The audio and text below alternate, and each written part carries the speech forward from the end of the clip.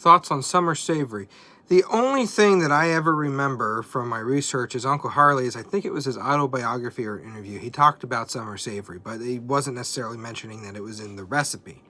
Just like with Mary Kay Spice's audio recording of him talking about cinnamon and ginger being one of the good ingredients that they make at the Mary Kay Spice's facility, does not necessarily mean that was in his 99X, and 99X doesn't necessarily mean everything in there is in his original recipe. We can only go by speculation. So it's speculated by many people that summer savory is in it, and it could be. I don't know. This is why it's a secret recipe. Uncle Harley said it was a very common recipe. Everybody had it, but nobody knew the correct combination. And so what makes it fun for decades to try to figure out and try to see if we could brainstorm it. Everybody likes a good little theory, a good little puzzle to break.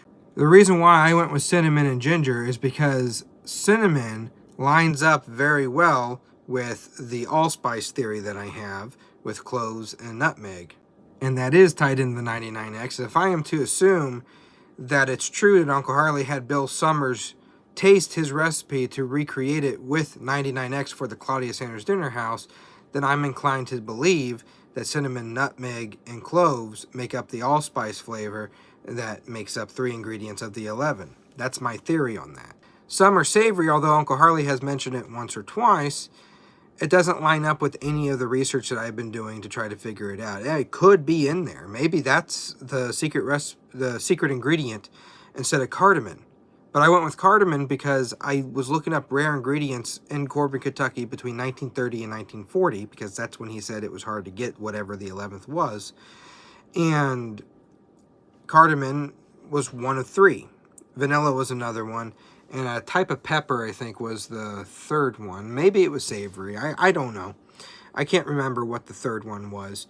But I had my grandfather blind test taste cardamom, and he said, I remember that flavor in Kentucky Fried Chicken, the original. So that's where I went with that theory, with cardamom being the 11th. But maybe summer savory could be the 11th. You could substitute cardamom with that instead.